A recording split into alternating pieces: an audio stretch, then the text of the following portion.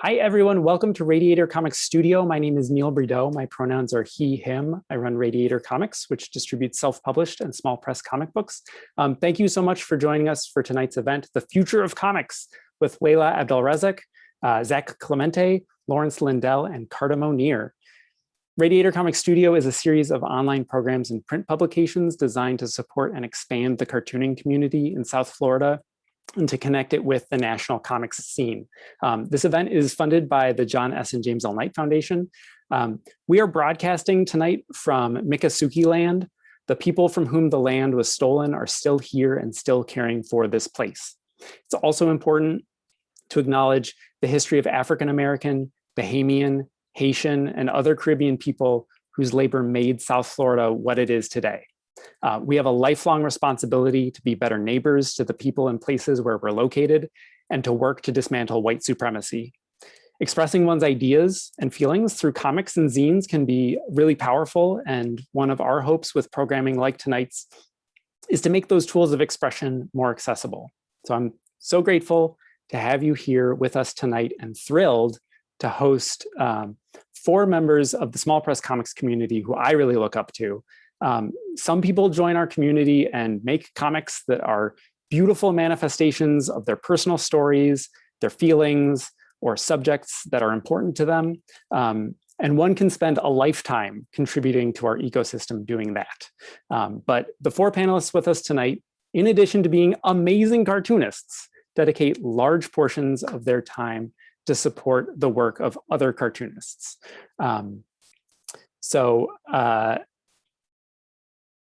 I hope tonight's event can help celebrate the work that they do, and we can talk about the small press community, what it can look like in the future. So I'm going to introduce each of them one at a time, and then we'll all come together for a group conversation after those introductions. So I'm going to start a slideshow too. Our first panelist is Leila Abdel-Razaq. Leila is a Chicago-born Palestinian author, organizer, and artist.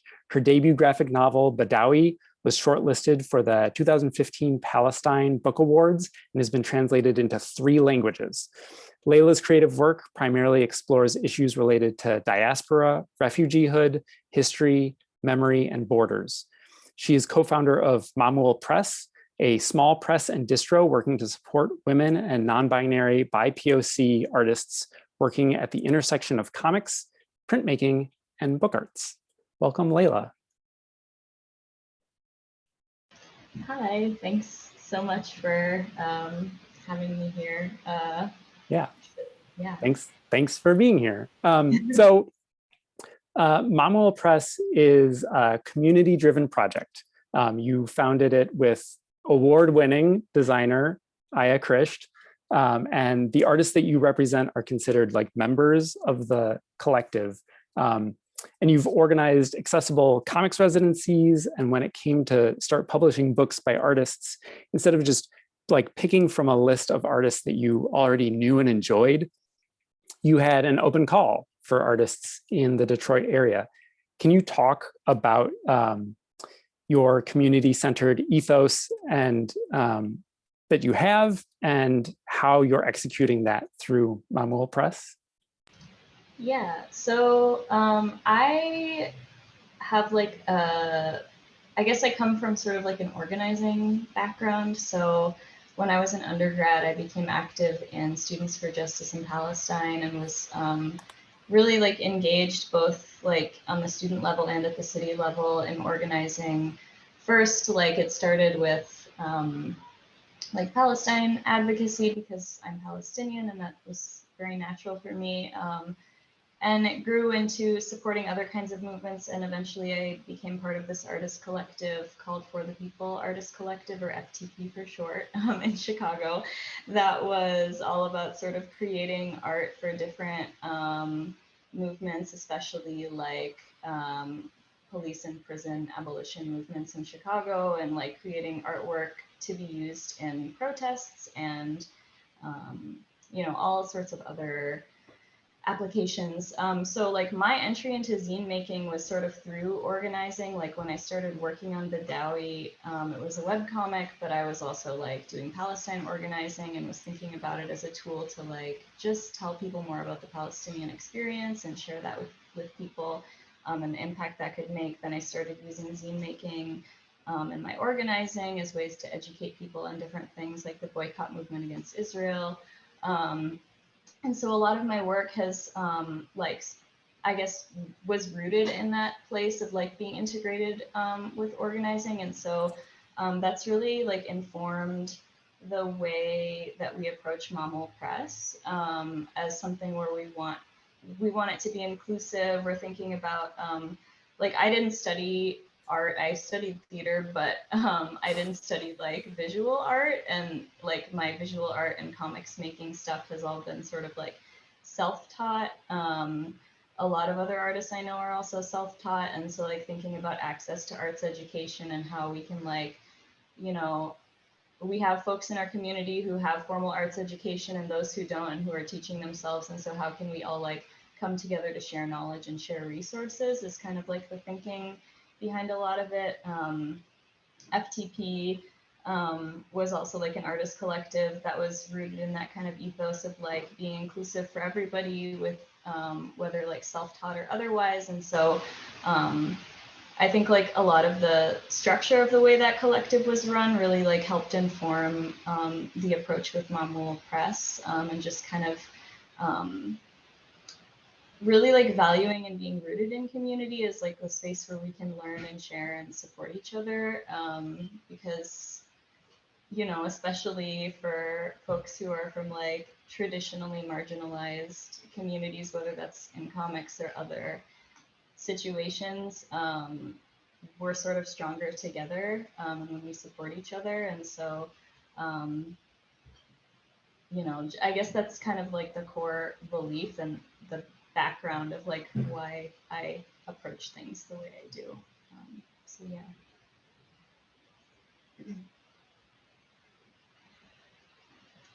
Yeah, so this is an image from our Dearborn Comics workshop, which we had in 2019.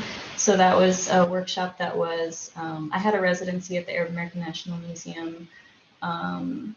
And so I basically opened up the studio space for like a 10-week comics workshop. And so every Saturday, a group of, we basically made it accessible to Lake Swana. So Southwest Asia being like an alternative phrasing for Middle East, you know, that doesn't like, I guess, position ourselves in relation to like the West and Europe. So Southwest Asia and North Africa, so Swana.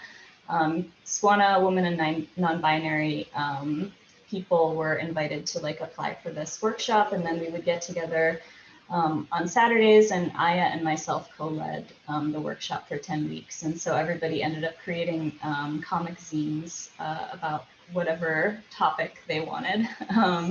So that's what this image is from. And we wanted to do another one, but COVID. So hopefully that can happen again soon. But that's kind of the ethos behind what we're doing, is just like sharing. And some of the people from the comics workshop are now active members of the press. So we're always just kind of trying to like stay rooted in community and like engage people like at all levels of our artistic journeys, I guess. That's awesome. Do you want to talk about some of the projects that Maamoul Press is working on right now? Yeah, so right now, you mentioned that we had an open call. We got a grant to publish a couple of graphic novels. So we had an open call, and we're working with a currently Kalamazoo-based artist named Maya James, who's working on a short, it'll be her first like graphic novel called Lukumi.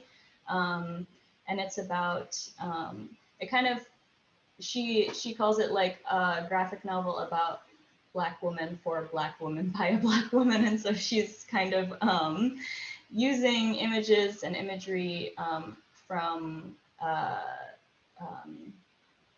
faith practices and faith traditions, Orishas, and integrating that into a story about two women who have like a rift in their friendship. And so it's kind of like a personal story, integrating faith imagery and stuff like that. And that's going to be her first short graphic novel that has been sort of held up by COVID again. We haven't been able to like work on it as quickly as we'd hoped, but we're getting closer. And then in terms of Maamoul stuff, like it's just really been hard, honestly, with COVID, like keeping the press running. Obviously, like we weren't able to table many shows last year, and you know the kind of like idea behind all of this is that we want to be like supporting artists and helping folks get paid, but that is not able to happen as easily when you can't table at shows, which is where most of your revenue is happening. So this year we're really trying to just get the press back on its feet, honestly.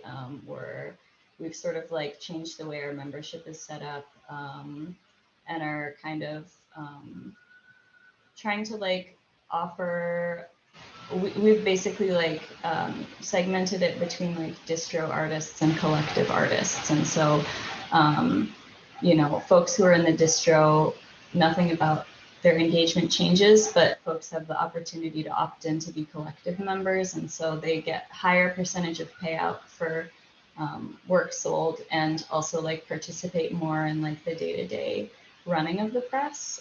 So that's kind of how we're shifting to also take the pressure off of like a small number of people doing the work, and like offer more like ownership for members if they opt in. And so yeah, we're trying to like get out from under the impact of COVID last year. Yeah, but that is like is a really awesome, and I think at least in the small press comics community, seems like a fairly unique model that you're working with. Thanks so much, Leila. Our next panelist is Zach Clemente. Welcome, Zach. Hello, everyone.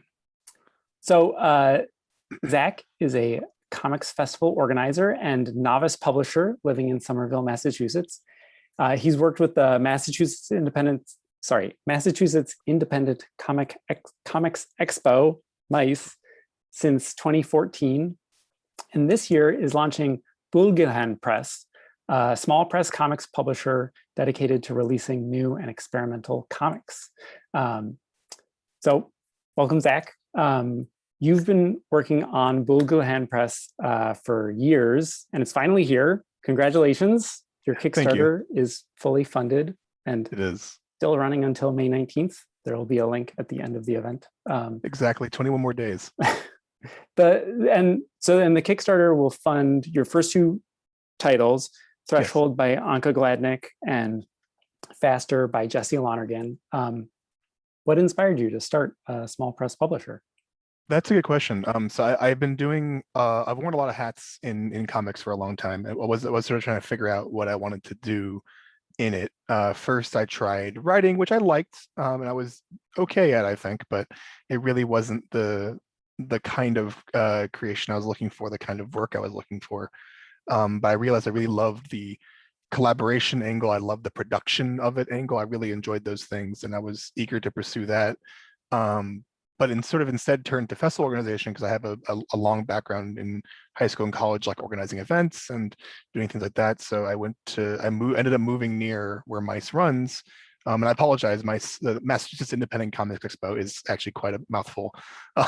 You're not the first and will not be the last to stumble over it. And really fell in love with it. So I met a ton of people there and really sort of gathered a much deeper understanding of like how the various bubbles of comics communities sort of interact and interface at these events, and how they interact and interface at different events based on location and time of year and even focus of what the show is interested in doing. But there was a point, I think it was Kala 2017, it must have been 2017, the first one I went to, I was hanging out with a couple of friends after the show. I think we were going to get dinner, and I was sort of talking to them about all these things I wanted to do. They're asking like, Zach, what do you want to do? What do you want to do? So I kind of stopped writing. I was still working on mice, and I was still going to all these shows and having a wonderful time, but I wasn't sure what the next important, like the big thing in my life I'd be doing would be, what was going to be. So I was talking to them, I'm like, maybe I'll start, like, I really loved interviewing people. I love doing that. So I was like, oh, maybe I'll do like a really high production interview show or something, like pick up some gear and like really get into editing and like go that route and see if I can make that happen on a equitable level. But that sort of seemed daunting in a way that I didn't know how to address. I'm like, I'll start a publisher instead, which seems so much easier. It's not, it's harder. And which is a sort of testament how long it took me to get to sort of stop dragging my feet and get some books out. So I sort of soft launched in 2018, announcing this press was happening, and I was looking for pitches and looking for a sort of, I try to set myself up for a bit of success with outlining a certain parameters of comic, like a certain length and idea of where the artist is coming from. Like I sort of throw the word experimental out, but it was open-ended, and it still is to this day, of is this an experiment to a degree for the artist themselves? It doesn't have to be like, oh, this comic has a different spine. Like, no, it could be like, this is a new genre or a new narrative voice for this artist. That is perfectly reasonable. And so I got a bunch of pitches, and some from people whom I knew and some who I didn't, and I was really excited to start digging into them. And so I've part of the challenge was I signed a few artists and people whom I knew and people who I didn't, and people have life stuff get in their way. Like, you want to sort of launch the press strong, and the first 4 artists you sign, all of them, something happens, good or bad, like they sort of move into a different industry, and comics become less of an important aspect to them because this industry has benefits and pays better, and power to them for moving into that. Or someone falls off the face of the map and you're kind of worried about if they're okay, but I found out a year later that they're okay. And so I had a bunch of artists like that I worked with. I'm like, okay, this is going slow, that's okay, it's fine. And then Jesse and Anka were sort of the first artists who sort of, here's a book. I'm like, oh, fantastic, you've delivered me a delightful, incredible books. I'm so happy. Let's get these started. And then basically COVID hit, and I was like, okay, I don't know what the plan is anymore. Because like I had all these plans to debut at TCAF in 2020. We were getting, like, I was talking to the press, to printers, and it was getting really close, and everything fell through. So I was like, okay, let's take a pause for a moment. And then Jesse sort of knocked at my door, metaphorically, and was like, hey, what's up with this? I'm like, oh, you know what? We should just do this. And that was the impetus to actually sit down and put a Kickstarter together, which wasn't something I was sure I wanted to do, but Oriana Leckert, who is the publishing director, comics and publishing director for Kickstarter, she was a speaker for us at MICE. We did a virtual event in October, and she did a Q&A about kickstarting comics, and it sounded like things were going really well for comics, weirdly enough, during COVID, and that she was really happy to support all kinds of independent initiatives and things like that. So I reached out to her and we started chatting, and it seemed like a really good fit for at least this launch.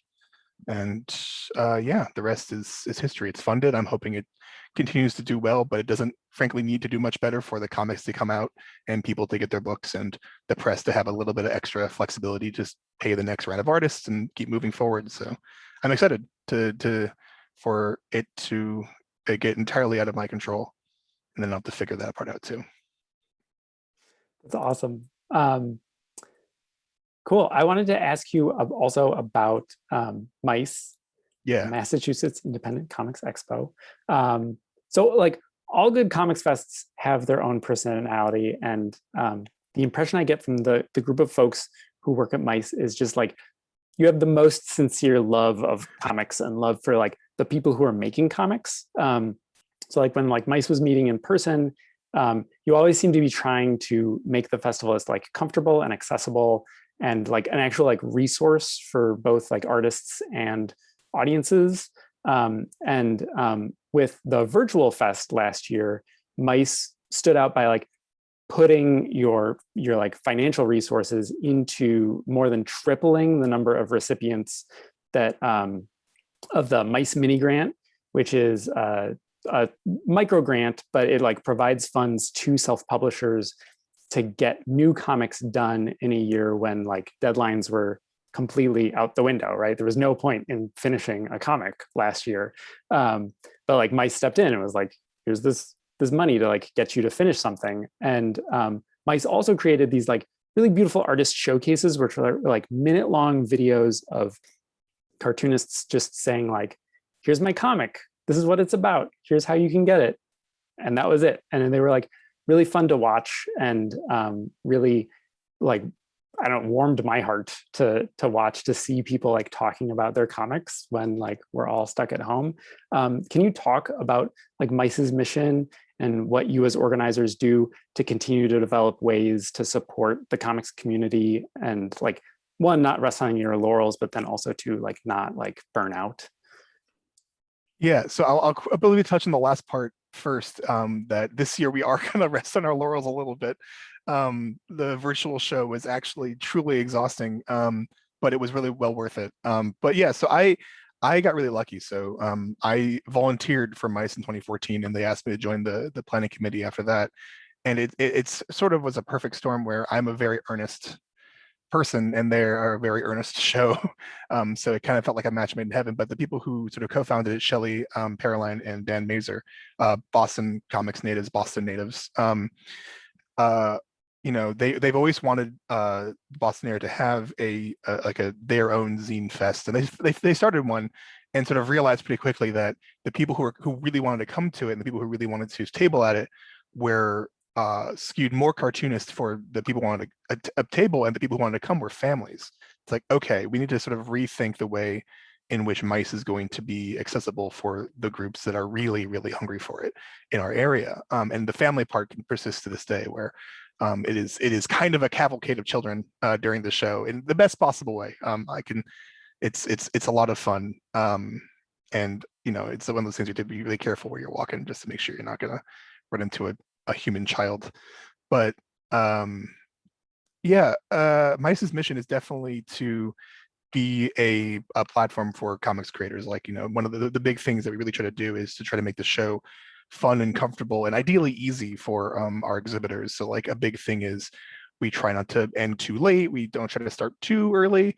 We try to we always try to have programming on Sunday mornings with breakfast for the exhibitors. So we call that like a career development sort of program. So like, you know, we've had folks like Gina Gagliano, who was the publicist for a second, but now is the publisher for Random House Graphic, and we've had Kurta Wilberg, who created that really wonderful book of how to draw stronger, all about, you know, recognizing and realizing your body needs exercise and stretches and all kinds of stuff, and good posture, and how to achieve those things as a cartoonist. And we've really tried to present all kinds of, Neil has given a talk as well, which was really wonderful. And I think you did it in the hallway because we didn't have a second spot ready.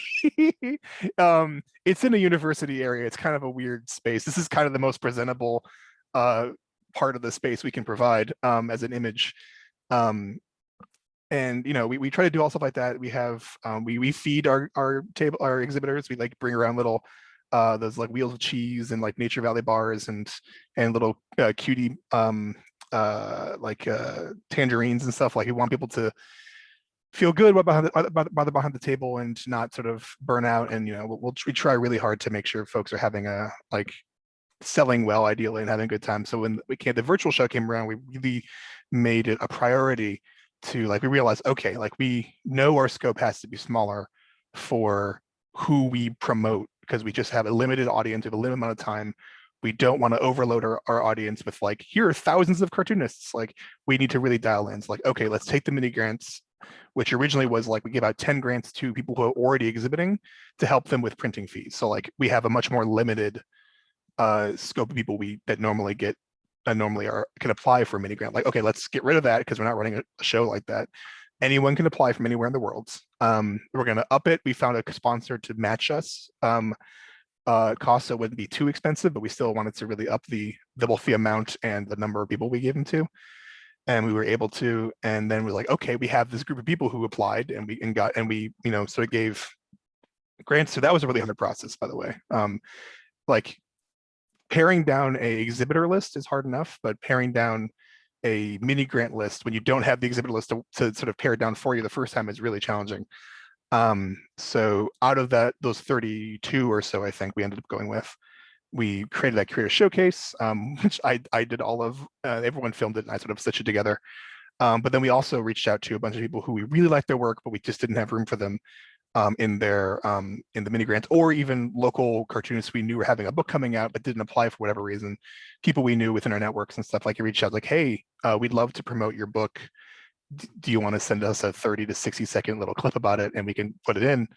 And that creator showcase was really important to us. In fact, it actually drove our entire design for the virtual programming, because we wanted a platform that we can move our attendees from one program to another. So we ended up using Crowdcast, because you can move an audience from one session to another.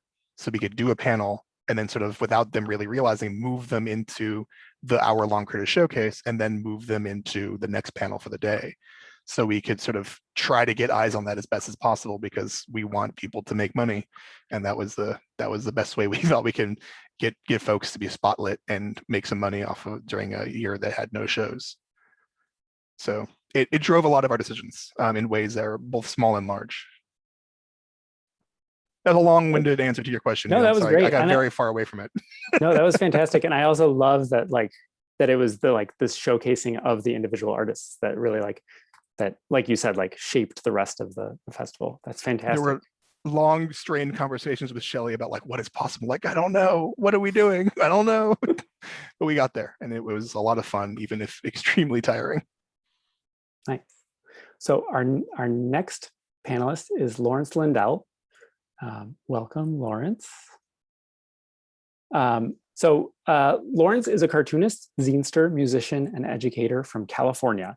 Lawrence has been involved with DIY publishing for close to a decade and runs Laneha House with his partner in the Bay Area. He founded the Bayleys in 2018 and Noise Met Sound in 2013. Lawrence's work focuses on mental health, Blackness, and queerness. So welcome, Lawrence. The Bayleys mission, which I guess is kind of like, the Bayleys is published by Laneha House, right? Yeah, just the Oh, just the print magazine. Okay, so like the mission of the Bayleys is to connect Bay Area cartoonists of color and queer cartoonists, and this has taken like many different forms, right? Like promoting artists online. You've done an artist grant. And now there's this physical comic anthology. Can you talk about the inspiration for the Bayleys? Yeah, it's mainly kind of like an archive project, being that I would notice I would go out of town and I would see all of the friends from back in the Bay Area at the different shows, and it was like a lot of folks aren't even connected. Like I would meet people from California in another state, and that's how we would connect, but not because we both were in the Bay Area or lived in California. So I was like, somebody should do what people have already been doing, which unfortunately there's like a history here of people being erased. Like people will do stuff and then it'll disappear and then it doesn't exist anymore. And so the point of the Bayleys is to kind of keep track of what's happening with comics in the Bay Area so that it can never disappear. Like I don't want kids to have to dig for their history of the place they live at. They should be able to know about what happens here in the Bay Area and other places in California. And so that's kind of how it started. It was just, I'm just documenting all the cartoonists doing work in the Bay Area. It's very expensive to live here, so a lot of people end up having to leave. Like we already have 10 to 12 friends that have been kind of priced out and they're no longer here. And, you know, so it's like one of those things where it's kind of urgent, but I don't know. I thought it's important to document so that we don't have to kind of search for like who was here, who was doing stuff. And that's how it started. Yeah. Nice. And like that, like the archive is primarily online, right? Like Yeah, originally it was Instagram because Instagram's free. And so it was very easy. And also I liked that Instagram had timestamps. So that was an easy way to keep track of when I would archive someone. And archive basically just means I put a photo of them up, get a little bio, and then either I post a comic they made, or if they want to make a new one, they could. And it's just a way of like, I don't know, it's really sad to me when people make stuff, but unless other people see it, they don't exist. Like they exist, but like they're not acknowledged as existing. And to me, that's sad. So it was less about like who we're doing comics and more about like, hey, people live here and like we're human beings and we exist. And so I just want to make sure that we acknowledge like people are doing stuff, whether it's perceived as something that's like great or not great. I don't really care. If you're making comics and your cartoons of color, you're queer, I want to make sure like we know you exist. Because there's people that I just found out existed here in the Bay Area. I'm 33 and they've been here way long before I was. And I shouldn't have to dig for that. And I want to make it so kids don't have to dig for that type of thing. And so now we have a website, which is not free, but it's worth like paying the little $12 to $15 just to keep it up. And on there, I list everything that I know of that happens in the Bay regarding like comics and zines and things like that. That's really fantastic because I feel like, I like when people think about the Bay Area, they like just think about like the underground from the 60s, which was like primarily like, at least the stuff that was prominent was like primarily a bunch of like white dudes like doing some really questionable comics. So here's an image of the print zine. What was your consideration like between like the print and the online? Like, yeah. So this is the second time we printed something. The first time I just took it to all the local zine fests, and it was more of an incentive. So if you bought something from one of the artists in the zine, then you got a free one. And that's pretty much how it started like that. This one, I just picked folks who were archived and whoever kind of answered first. I was like, okay, well, I'll make a Kickstarter. And the point was, I wanted to see if I could attempt to get people paid a really fair rate that I thought is fair. And also most of the money that goes to the magazine goes to like the grants. So instead of money going back to cartoonists or people involved in the magazine, goes straight to the community. So like the kids or people who don't have money for art supplies and things like that. Yeah, it's an experiment. Like I think people think it's more than what it is. And it's mostly, I'm just following the footsteps of what people already do here. Like there's so many community organizations going on, making sure that people are taken care of. And I was like, well, we do comics, so this is our way of kind of doing that.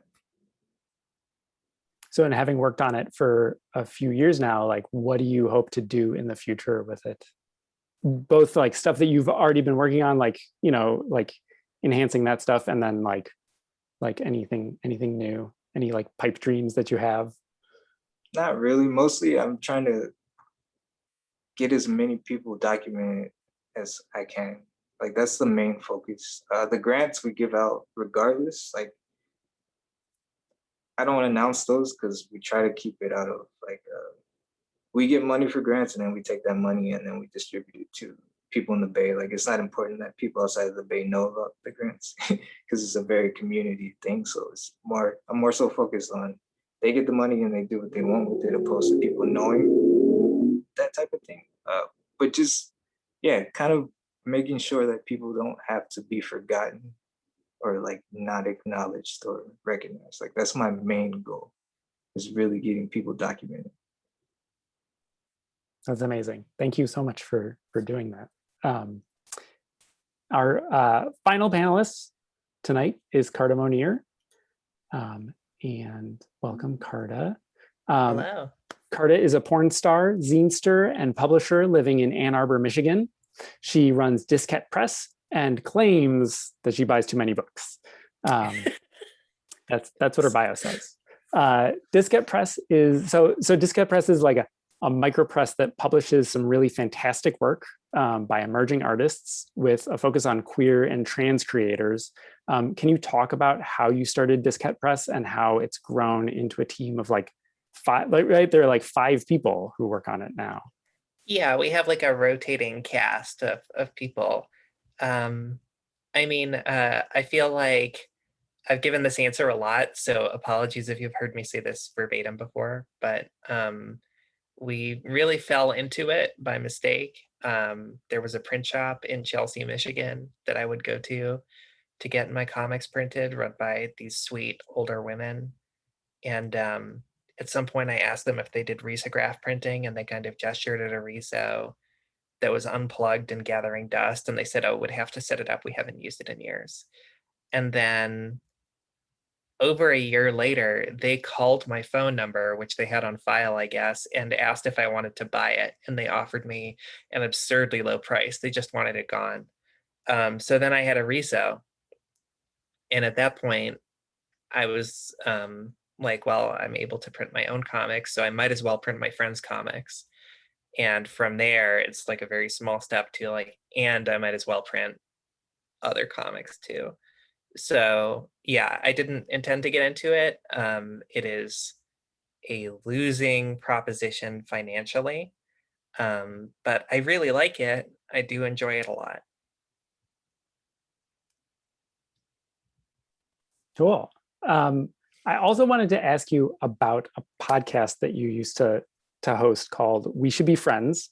It was my absolute like favorite comics podcast to listen to, because you merged like a real enthusiasm for whichever artist you were profiling that week with like some really insightful analysis of how the comic was working, and like what it did to the reader. And I'd love for you to talk a little bit about how you put that project together and what the goals for it were. Yeah, so We Should Be Friends is a podcast that I did like a couple years out of college, and then it ran for a couple of years, I guess.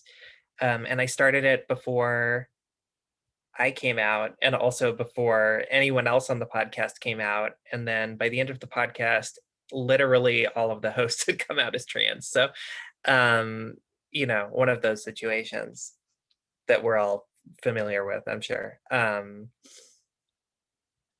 stated goal of the podcast was very much to become friends with the people we were doing book clubs about. So it wasn't like an interview podcast. It was, we would choose someone's work to read who I wanted to be friends with. And then we would discuss it, the idea being that no one can resist the siren call of a group of people discussing their work. So they would listen to it and then realize how charming and wonderful all of us were, and then we would become friends. And it basically worked. Like, that's how we became friends with like Laura Konetzker and Sophia Foster Domino and like all of these people who are now like not just friends, but like close friends, people who I really love. Yeah, like we're based in the Midwest, and like there's not a ton of like comics community immediately accessible around us the way that it is in like the coast, or even in like Chicago. So this was a way of like feeling connected to community, despite only seeing community the couple times a year that we would go to shows or whatever. Yeah, I'm really proud of that project. I feel like the kind of ethos of that project really morphed into what Diskette is now, with like a fair amount of overlap between the hosts and the people who help out with Diskette, like Casey and EJ, and we publish Emma Jane, and yeah, it's a like a lot of overlap there. Nice. I think there are only like 3 episodes available online of it anymore. Yeah, if it's because I stopped paying for SoundCloud Pro. So if anyone wants the full archive, feel free to email me and I can send you a Google Drive link or whatever. Cool. Well, so I wanted to open up the conversation a little bit for a little while, like to have a conversation. You know, we just talked about like a bunch of different projects that have different scopes, and you know, if you're like thinking about like some major publisher, like they have like a bottom line to care about. Not that like financial issues are not an issue for folks, but what is success for each of you? And maybe Lawrence could start if you wanted. Kind of like, what does it mean to like be doing the projects that you're doing for the communities like successfully? Just kind of fulfilling what I set out to do. So success is like figuring out, all right, this is what I want to do, and then doing that. Like that's all I think about it as. It's like I teach kids. I used to teach kids comics and things like that. It was more about asking them, what do you want to do, and then how do I help you do that, opposed to like, I'm gonna be the best drafts person in the world. Like that can be important, but it's like, if you don't want to do that, then it's not important. You know, it's like I want people to find out, what do you want, and then how do we accomplish that? And so to me, my goal is I want people to know cartoons of color and queer cartoonists not only are here in the Bay, but they've been doing stuff. They've been left out from all those historical things that we know about. And that success to me is like, Jaime Crespo is the cover artist. Jaime has been putting it down in comics for 40 plus years. Indigenous and Mexican. And I don't know, we should be honoring folks, you know, not just the same folks of like, you won an award, but like you put in work so that I could be here doing this. Like that's important. So that's success to me. I know it's like, I'll ramble, so I'll stop talking. But like that's success to me. Yeah. No, that was fantastic. Other folks? I would definitely say that like in our case, it's I would say success is like being able to honor the contracts that we have with our artists. That's like a very business person answer, but like I don't want to not pay people. I would say wild success, like a runaway success, would be like being able to do that without having to use enormous amounts of our personal money. But like we're not there yet. But yeah, the success is really like being able to do the thing that we set out to, which is like publish queer and trans artists who might not otherwise be published and make their work look fantastic, or you know, as good as we possibly can, and not totally ruin our lives in doing so, because you know, printing is expensive, machine maintenance is expensive, and it's all like, you know, very much a passion project. I think when I think of success, at least like in the context of Maamoul, like a lot of it is just around community and like community building and like getting folks connected to each other.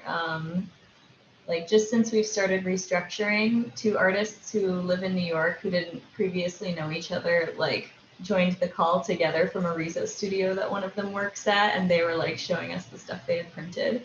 And I was just like so happy, because that's kind of what I envisioned for Maamoul, is like just creating opportunities for folks to like link up who maybe didn't know each other, who are literally like in the same city and like have a lot of the same ethos and ideas, and can now like share resources with each other, and it benefits all of us. So yeah.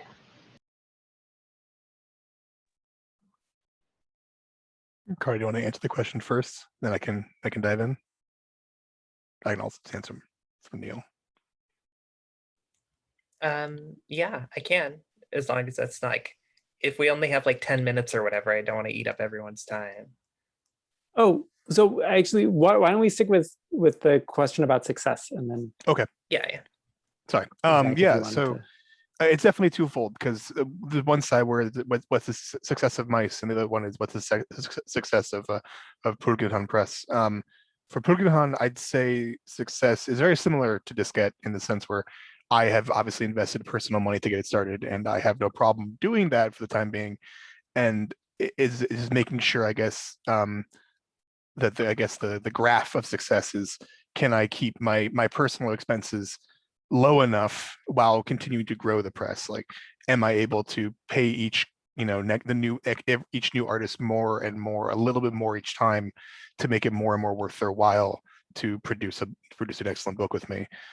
Can I keep experimenting with different sizes and cover stocks and printing methodologies to sort of in the intent and direction of each artist's interest, and can I offer those things to them as part of the creation of their books and their labor? And then I guess the third level, the runaway, is, can I do it, can I keep it at least somewhat like self-perpetuating, where I no longer really need to put my own money into it, and it can even potentially cover like travel to shows and table fees and maybe a fancy dinner for all my artists once in a while, like little things like that they deserve. Like, can I pull those things off without having to put too much of my own funds into it?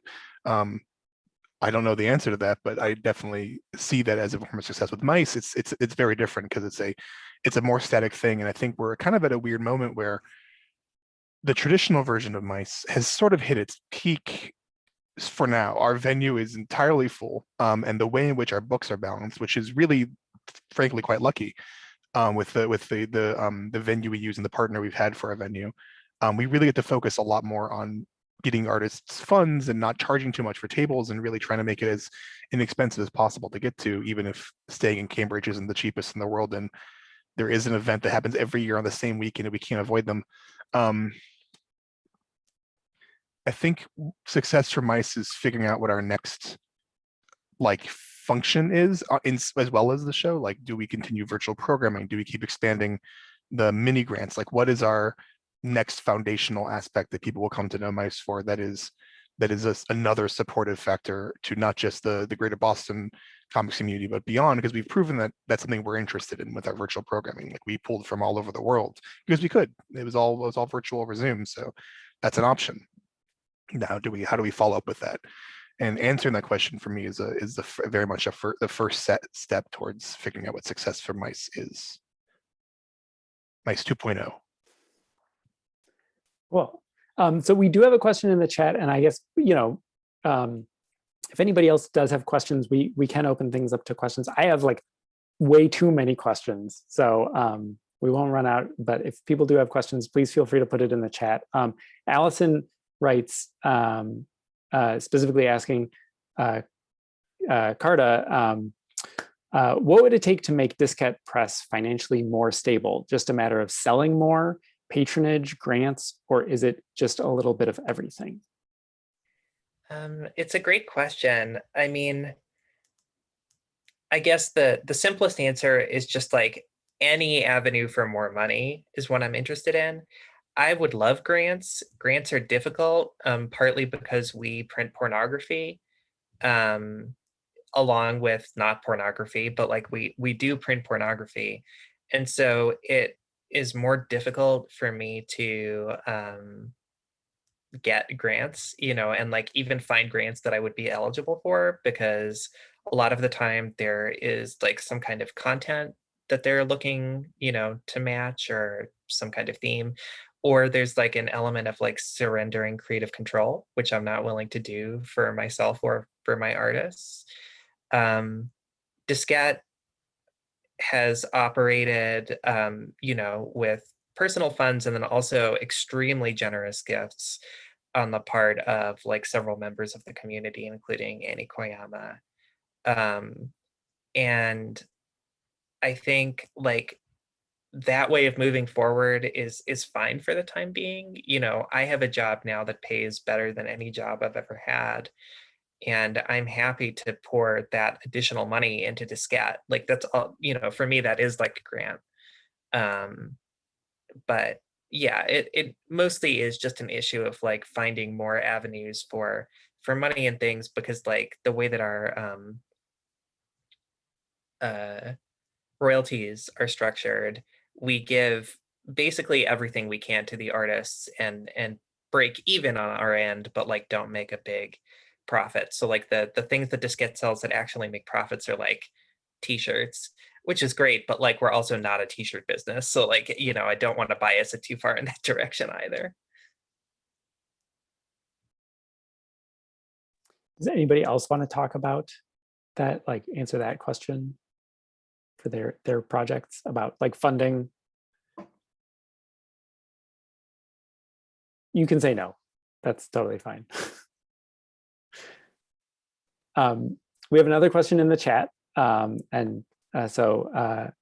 Kawhi asks, this is a big question, but I'm wondering, on top of community building, how do you see yourselves in facilitating communities that are safer, supportive, and that maybe even address structural harms to your communities being pushed out of housing, for example?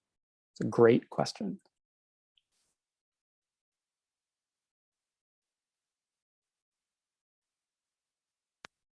I can start a little bit.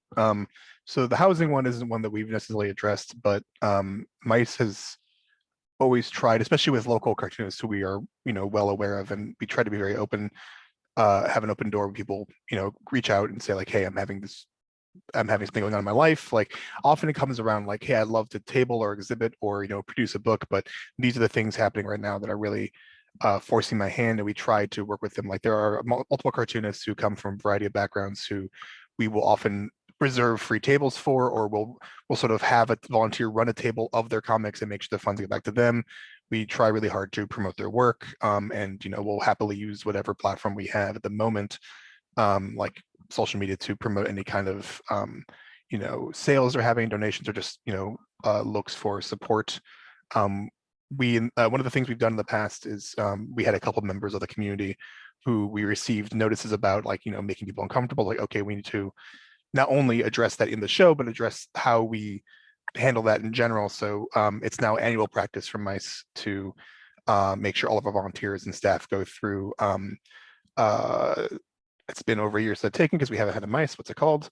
Active bystander training through BARC, which is the Boston area Rape Resource Crisis Center. That's the acronym approximately.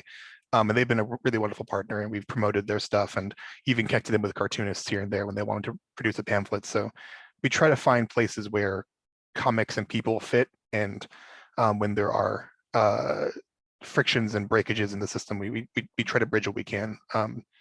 Obviously it's minimal amount of work. Like there's so much more we probably could do. It's just recognizing it and trying to make sure there's process around it. We're not just sort of responding to one-offs as sort of like, oh, what do we do? Like trying to find ways to create resources as opposed to just bridge little gaps is like the big thing.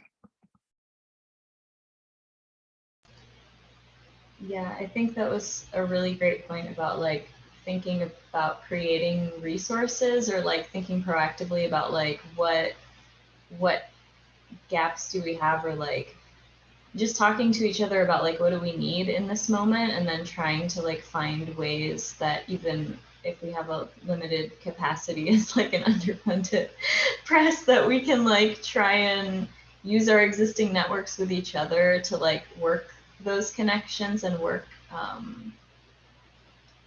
just like presuming our own power, I guess, and thinking about like how we can support one another, or proactively trying to reach out. Like at the beginning of COVID, we like reached out and had a meeting with all the members to just say like, just talk even, and just be like, hey, where are people at? Like, do we just want to chat and see what we can do? So yeah.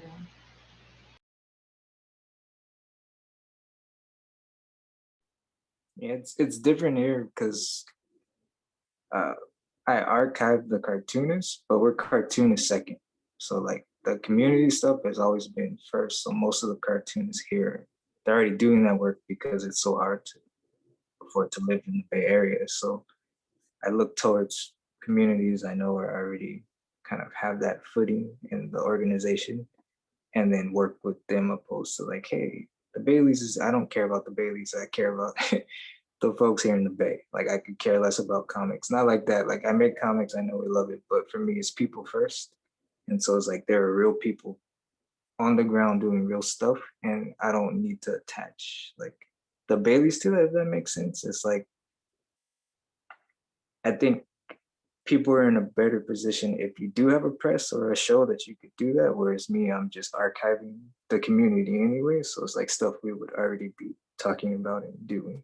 And maybe that's the switch that needs to happen, that is people first and then cartooning second. Or if that I don't know if that makes sense, but like, yeah, like we approach it first as like, not what can mice do, but like the people are already a part of mice. So it's like, this is the conversation regardless type of thing. I think that makes sense. Y'all don't have to listen to me. I just be saying what's in my head. It takes me a while to put it together, but I think I'm onto something. Like the way I want to say it, I don't know if it comes out that way. But so I think that could be, I've been thinking about that in comics because I come from zines and like other shit. And so coming into comics was a very big adjustment to the way things are done. Whereas zines, if it's a good zine fest, it's always the community first and then everything else is second. So I feel like comics is behind in that way. And I would like to see that shift of like, we're people, we're people first and then everything else comes second. And that might involve the way we approach things, I guess. I'm gonna stop talking because I get nervous and start rambling. Never apologize for what you say. Yeah, no, that was really good. And I mean, I agree. Like, I think the way that Diskette comes at it very much is like, I have this sort of like bully pulpit approach. Like, I really like publishing work that's extremely personal and that other publishers might pass on because it's like too specific or too earnest. And like my work is all like that. So I really like that approach to sort of like modeling community and like community building. And on the sort of like justice side, I think using like the opportunities afforded to us as voices with public platforms is something that's very important. And like, I definitely have not hesitated to be a big mean bitch in times when I felt like it was important. And I think that that is also like a type of modeling, you know, like that's not, it's coming from me, it's not coming from Diskette, but like I feel like doing Diskette and doing these things gives me like maybe more opportunities to talk to other people, if that makes sense. So using those opportunities always feels extremely important in that same way that Lawrence was talking about.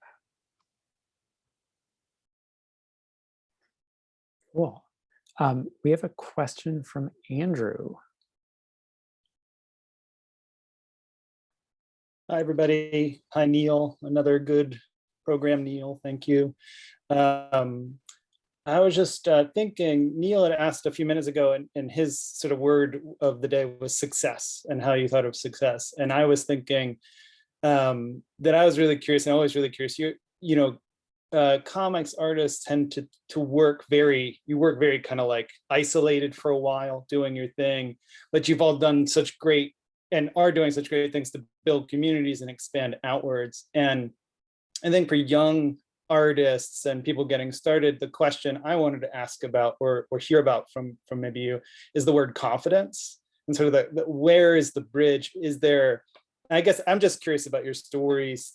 Is there a project, a moment, a meeting, a sale, a podcast, something that you could point to or that you do point to that's sort of like, that's the moment that gave you the confidence? Because we just, you know, there's lots of great questions about making money and what is success and those things, but to make that leap or to put that foot forward and just say, I'm doing this. Like, I guess I'm curious, do you all have a moment, or is there something that you can, there, you know, Carta, you talked about the serendipity of somebody calling you and saying, do you want this printer for ridiculous, for like, there's things like that, or, you know, but I'm curious what you think of that word confidence for you. What gave you the confidence to build these, take that step and reach out and build those communities?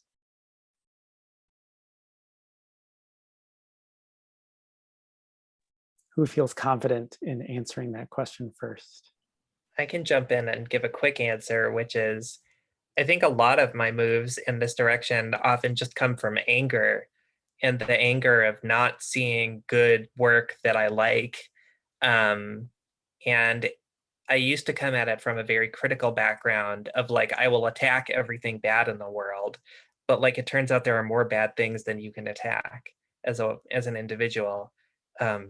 You know, who knew? So instead, like putting out good stuff and like promoting the things that feel important and make me feel good felt like a more productive use of my time. So like, that's just something that I've had to learn over and over again.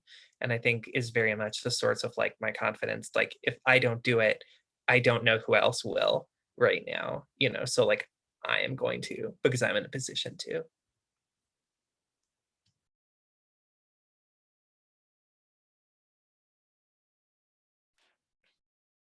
Sort of inversely, I guess. The confidence I know I mean, I sort of experience has been around being like sort of starting off with a place of earnestness. Like I think most people who have met me and have worked with me before know that I struggle to not be earnest about things. I tend to be very honest or very excited about things as I get excited about them.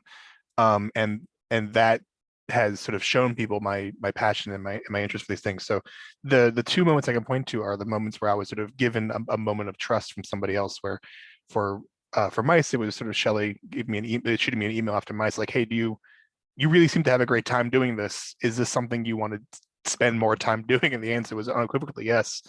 I just needed the avenue. And the other, for the press, I was chatting with people early on, like, is like, what does this look like? How does this sound? Like, here's my vague vision.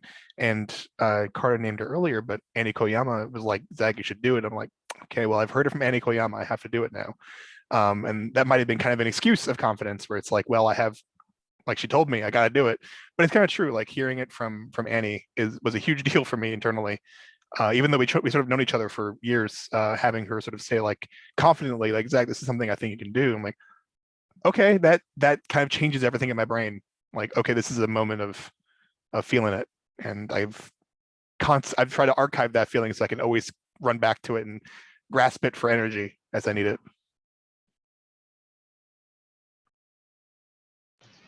Yeah, I think I have like a similar experience, I guess, with like starting the Dowie as a webcomic and just sort of posting it to my social. I had it on a WordPress site and I was like posting it to my social media, and like, you know, I was more connected to like Palestine organizers at the time, and that was sort of how the publisher like saw it. It was like a small publisher that focuses mostly on like books around Palestine and the Middle East, and they had never even published a graphic novel before, and they were like, hey, do you want to make this? They like emailed me out of the blue and asked if I wanted to make it a graphic novel, and I was like, I don't know how to write a graphic novel, but yeah, like definitely, let's do it. And they were like, great, we don't know how to publish a graphic novel, so this is the perfect match.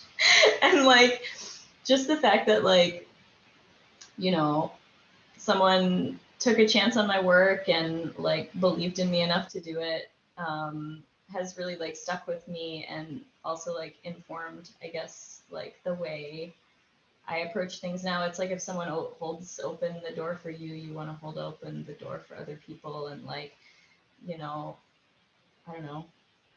Yeah.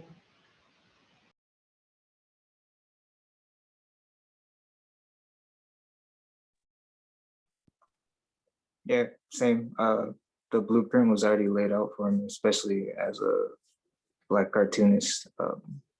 Here in the Bay specifically, there are things that have been done for me from other cartoonists who are Black and queer.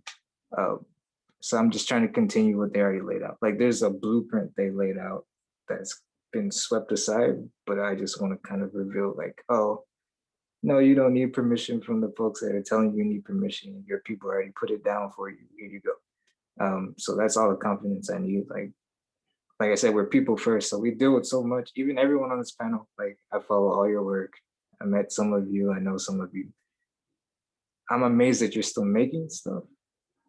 And like that gives me confidence because like there's so much shit happening, but yet you're still here making stuff. Like that's all I need. Whatever. Like that's enough for me to kind of just keep going. Like, oh, okay, well, we could do it. And then the community's there too. It's like that's the most important part. Like community's there to kind of help each other up. So that's the confidence part. Like I'm not the special comics artist. Like I'm just another person on earth in this community. It's corny, I know. I promise you I hear it when I'm saying it, but that's just how I feel. Like I don't know any other way to put it, but like that's where my confidence comes from. Cool. So we're just about out of time, but I was hoping maybe each of you could go around and I did want to talk about the community. You know, Annie Koyama from Koyama Press, now Koyama Provides, has been mentioned a few times. I was hoping maybe you could talk about someone who inspires you in like community building. And when you mentioned that, maybe like talk a little bit about like specifically what they do that you find so inspiring. I don't know if maybe Leila wants to start or. Can I jump in real quick? I want to be the first person to say Annie Koyama. Because I know if I don't, then Zach is going to. So we already said Annie Koyama. It has to be somebody else. I was trying to figure. I was like desperately like, who else? I can't pick Annie. Someone else. So you take Annie. Come on. I'll keep thinking. Yeah, I'm gonna take Annie. I'm gonna take Annie. I can't not. I mean, like, Annie models something that, like, just a generosity of time and energy, and also Annie's approach to money, which just seems to be like give it away as fast as possible, is something that I try to emulate desperately. And also, like, I wanted to nod towards a comment that Shelley made in the chat about how important it is to be transparent about finances. And like something I wanted to say was that like when I emailed Annie Koyama when I was in college in like 2010, 2011, and said, I'm interested in, you know, once I graduate, I'm interested in maybe publishing people. And I got an incredibly long, like, you know, 10 paragraph email back from Annie, who had never met me, saying, don't, like, don't do that. You're going to bleed money. And it's just something I really appreciated, that honesty, and like something that I think is important for young artists to know is that, like, as Lawrence keeps saying, you need to be a person first and you need to take care of yourself first. Like, your art will come when you're in a position to make it, but like, you can't, like, don't Van Gogh your way through it. It's bad. Like, don't do that. Don't do that to yourself. Be happy. It's better to be a happy person. Anyway, sorry to jump in. Just wanted to really plant my flag on Annie before anyone else could.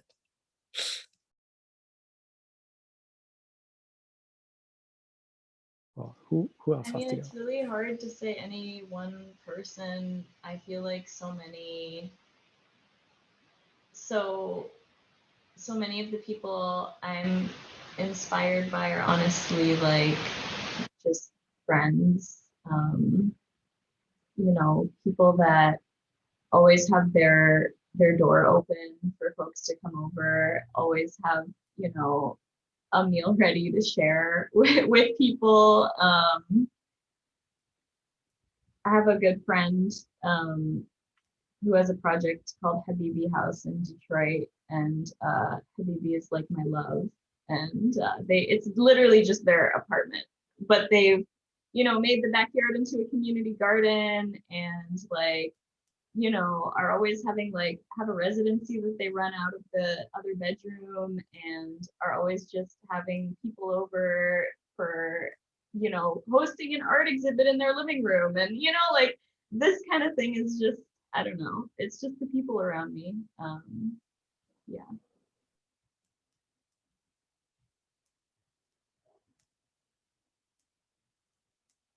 Dagger Lawrence. Same. I know you said we can't, but I'm taking the last two answers because Annie and the people around me are both. And then I'll throw in my wife. It's not just because they're my wife, but because I actually get to spend time with them and see the work they put in. They're also an educator. They teach here in the city in Oakland, and they work with the kids. And it's a lot of that, like a lot of the comics educators working with the youth, doing free workshops and community workshops. And I like that side of comics. That gets the community involved. And because, you know, these kids, they need these things, like especially the kids around the neighborhood. Like they need to know they can make comics too, and that their voices matter within comics. So people doing work like that in comics, which there's a lot of them, but again, we have to kind of dig. So we hear about everyone else, but we don't get to hear about the folks putting in that kind of work. So like, yeah, I'm gonna be quiet. But the first two answers are also my answers. All right, so obviously Annie is super taken, so I can't take that one. I would like to share a quick story about Annie. When I used to write for The Beat way back when, I interviewed Annie 3 times. Only one time was it actually published because I always made sure to send the transcript to people. And Annie was like, you can't publish it. I'm sorry. This was a lot of fun. I guess this is a great conversation, but we can't publish it. And she's like, I want to apologize for wasting your time. Like, Annie, it was fine talking to you. It was great. She is like demanded, like, Zach, I want to send you my entire catalog. Like, well, Andy, I own most of it already. You don't have to do that. And she emailed me, pestered me for months to get my email, my mailing address from Canada to Massachusetts to send me her catalog. And to the point where she was basically guilting me, saying, well, you don't like my comics. Like, no, Andy, I love your comics. I have most of them. You don't need to send them. And she's like, no, I'm going to send them. Or next time I see you at a convention, probably in Toronto, I'm going to give you all of them, and then you have to take them home on a plane. I'm like, okay, here's my address. You win. And he gets what she wants. My actual answer is sort of twofold. One is a very local person named Tony. Why am I forgetting his last name? Tony Davis. He runs Millionaire Picnic, which is the second longest running comic book store in the US. It's in Cambridge, Massachusetts, in Harvard. And Tony's been running it for a long, long time. And he's always been such a huge supporter of indie comics. He dedicates a lot of space that he really could dedicate to other things to sell better, to independent local comics, and loves making sure like indie artists get a chance at his store. He'll run all kinds of events at his store, despite it being the worst setup possible for it. I remember going to multiple talks where I'm looking over a bookshelf because it's a basement store. It's tiny. It doesn't get a lot of natural light, but it is a lovely store and genuinely a really bright community location that's been a huge supporter of mice for a long time. They're lovely people, Millionaire Picnic, and Tony's great. The other is Sage Coffee, who is out in Chicago. They constantly are doing new things in comics that seem to be helping people, like running the Sweaty Palms anthology all about anxiety and things like that, like really wonderful stuff.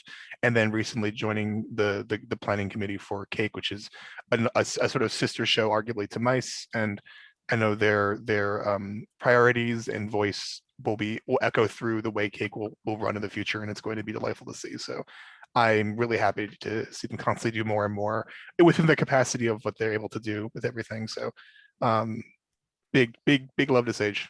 Great person, great comics person. Cool. Those were all great answers. Thank you, everybody. So that's about the time we have. We actually have gone over. I hope nobody minds too much that we went over too much. But I want to thank Leila, Zach, Lawrence, and Carta for participating today. I'm pasting like 1 billion links into the chat. It'll also be in an email that I'm going to send out. So don't feel like you have to frantically click on them. It'll also be in the description of the YouTube video.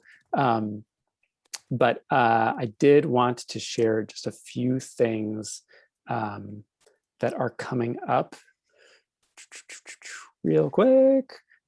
So this Thursday, Maamoul Press is having an event called History, Memory, and Storytelling. It's a panel discussion, and it is happening at 3:30 p.m. Pacific time. Also, Leila is moderating a panel discussion for Mizna, the literary journal. At they've have a comics issue coming out, and that's at 11 a.m. Central.